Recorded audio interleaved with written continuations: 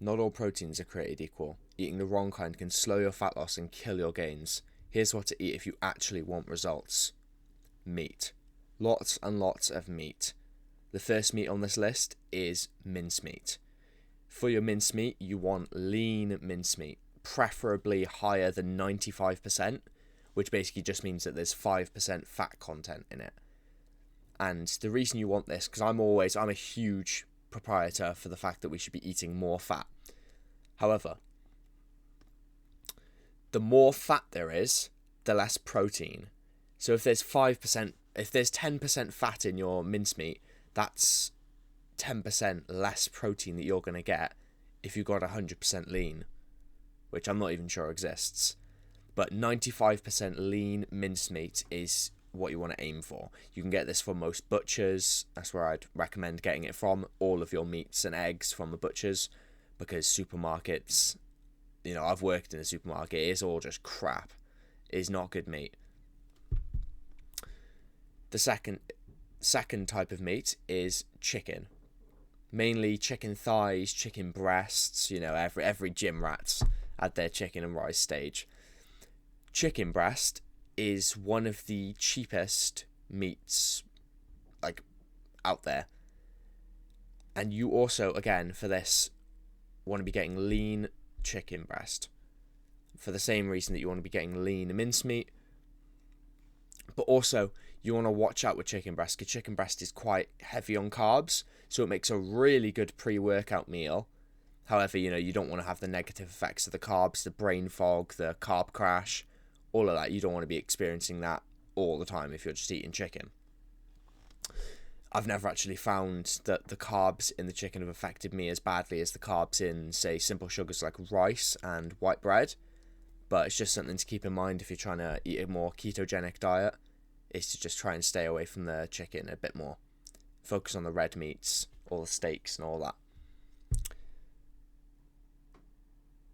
You know what? Mincemeat is actually rather cheap.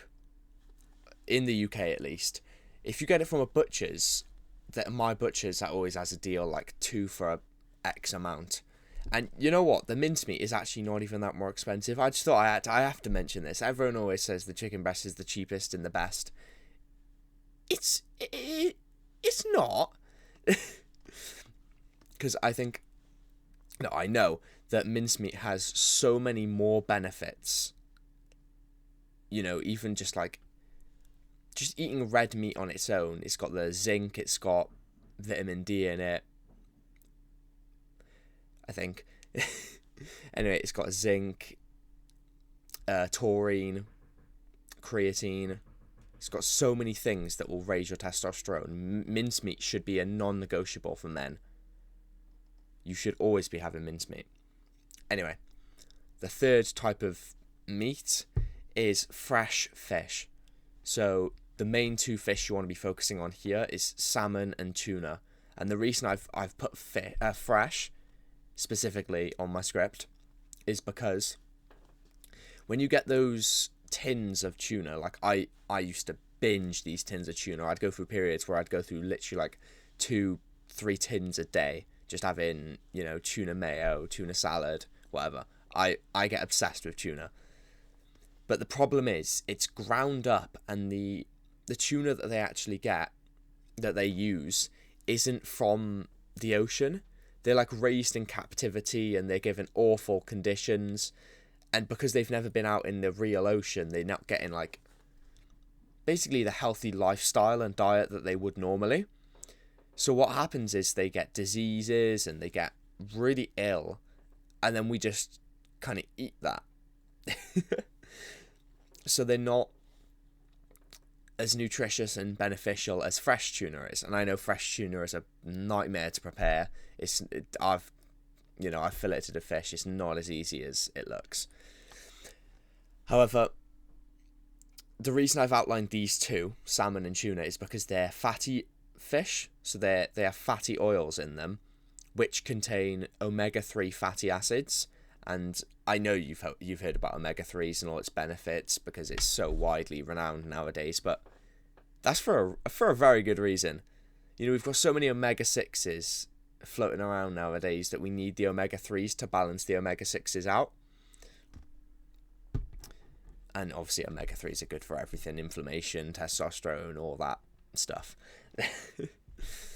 So you want to be getting these from a fishmonger's, which I learned recently is not called a fishmonger's. Funny name. Anyway, the other type of proteins that you can get in is animal products. Now, I am the patron saint of praising eggs. Eggs are incredible. They've got choline, vitamin D, protein, fats. Literally, what more could you want? They've got so many other things that I can't even list because the research goes so deep. Eggs are the vegetarian's dream. I only know this because my girlfriend's a vegetarian, and trying to get her to eat eggs, you know, she's not a fan of eggs. Trying to get her to eat eggs is a struggle, but it's so beneficial for vegetarians. They should be chugging down on 10 eggs a day, you know? But the reason eggs are so good for you, again, as aforementioned, is the choline. And choline is brilliant for so many things. Eggs also have vitamin A, which are good for your eyes, zinc, vitamin D. Essentially, you want to be adding these into your diet, no matter who you are or, you know, what type of views you have. As long as you're not a vegan. Fuck vegans. The other type you can add in from animal products is milk. And most people who go to the gym do this without even realizing. Whey protein,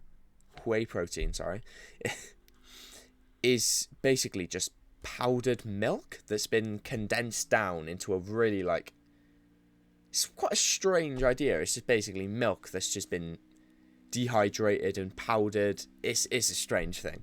Anyway, milk, if you're getting it unhomogenized, unpasteurized, this is quite hard to find in some places. However, if you look around, there will be somewhere. Like there's a place 15 minutes away from me where it's actually, I think it's still homogenized. It's still pasteurized, but it's not homogenized, or the other way around. But there's a place that's 25, 30 minutes away from me where it's unhomogenized and pasteurized. And the telltale sign is that you can only sell unhomogenized, unpasteurized milk on the site of where the farms are, like on the farm.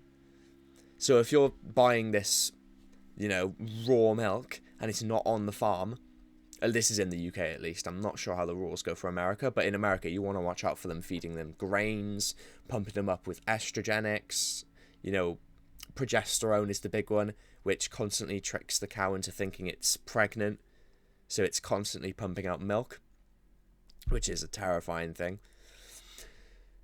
So yeah, you want to be getting your raw milk as raw as you can get, because I know it's not always attainable in some places, but luckily for me, I'm in the UK, we're quite good here. I can get raw milk, and it's full of proteins and so many healthy things that are so good for your gut. The bacteria in it is so good for your gut, as long as you've got a half decent immune system, because that's why they have to homogenize and pasteurize it. It's because most pussies nowadays can't even stomach some real milk. The other thing, I touched on vegans earlier, and the reason that I don't like vegans that much, well, the plethora of reasons. Plant proteins. This is a very controversial topic in, you know, the diet space. I don't like plant proteins. Soy protein is the main one that they'll use, and soy is so estrogenic and endocrine disrupting, it's ridiculous. The reason that plant proteins are so shit is because they're incomplete proteins.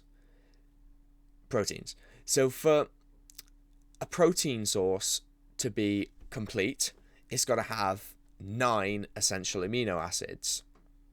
Amino acids like tyrosine, taurine, stuff like that. There's so many. But they have to have at least 9 to be a complete protein. And some of these plant protein sources literally have like 6 essential amino acids, which means that they're not absorbing fully, and they're just they're just shit. Like, they cost more, if like the same, if not more, than a whey protein will, or casein, or any other type of protein powder. But they just don't work as well. They're also a lot harder for the body to break down and digest because you're not supposed to be having these plants condensed. Like, remember how I said the milk is powdered and condensed? Well, they do the same with the plants. You know, the pea proteins, they get a bunch of peas and they condense them and they push them down until they become, you know, like you can get 100 peas would take up this much space and they force 100 peas into this much. Your body isn't supposed to be breaking down this amount of plant sources. So it doesn't like it. Your body don't like it. Anyway, now you know the best and not so good protein sources for fat loss and specifically muscle gain.